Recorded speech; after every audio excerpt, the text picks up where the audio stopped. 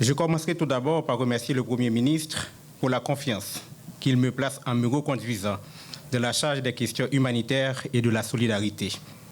Mes responsabilités exigent résolument proche de la population en lui offrant une écoute active et attentive afin de réduire la distance qui peut exister entre elle et ses dirigeants.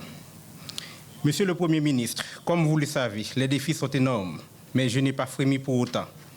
Avec le Conseil présidentiel de transition, la primature et le bureau du ministre délégué auprès du Premier ministre chargé de la solidarité et des affaires humanitaires, sommes résolument déterminés à faire revenir le soleil de l'espoir et de l'espérance dans les cœurs et les esprits.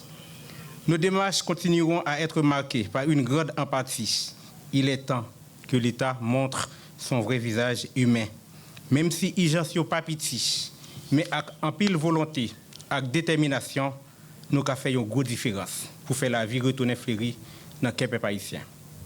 Monsieur le Premier ministre, en cette période de grande turbulence, tous les mots appelés à exprimer l'ampleur du désastre que vit notre pays sonneront comme des euphémismes. La monstruosité de certaines tragédies a le pouvoir de tarir les mots, même chez les plus grands orateurs. Il est vrai que la valeur d'un homme politique se mesure aussi à l'aune des résultats obtenus face aux grands enjeux.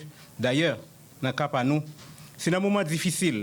Le peuple haïtien toujours connaît, c'est dans les épaules, dans la tête ensemble, dans la solidarité, ils ont toujours réussi à sortir. Les nous mettons tête nous ensemble, nous arrivons à écrire gros page l'histoire dans l'histoire de l'humanité. Mesdames, Mesdemoiselles et Messieurs, il est venu le temps pour nous de parler solidarité, sécurité et humanité.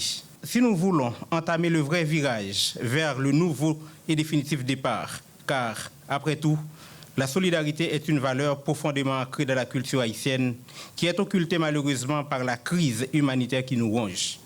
Nous devons renouer avec cette valeur sûre en réponse à la crise de façon durable.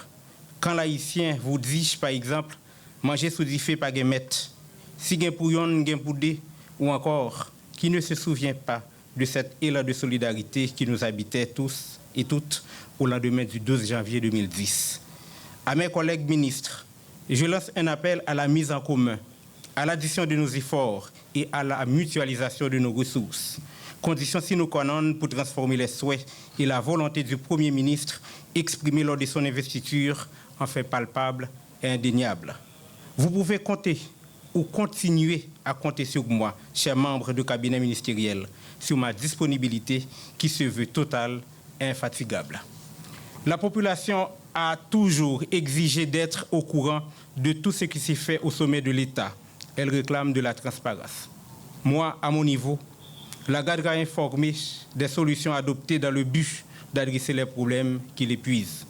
Pierre Bougaud, Canadien et homme politique au grand talent d'orateur, affirmait à quoi nous servirait d'avoir les meilleures solutions si toujours nous les retenons pour nous-mêmes, de crainte d'effrayer quelques personnes ici et là.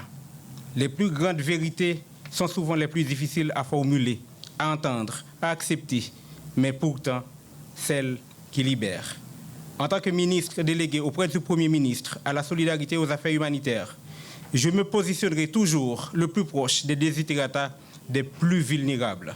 Moi, pas jamais suspendre. Ensemble avec eux, réfléchir et puis joindre une solution qui a plus bon pour eux. Je conclurai en rappelant ceci. Le moment est venu pour nous de réaffirmer notre foi en l'avenir d'Haïti. Ensemble, nous pouvons redonner l'espoir à des milliers de familles et insuffler un avenir à notre société. La solidarité n'est pas un slogan, c'est une valeur profondément enracinée dans notre identité en tant que peuple. Alors, mesdames, mesdemoiselles et messieurs, soyons humanistes et vivons tous dans une plénitude de solidarité.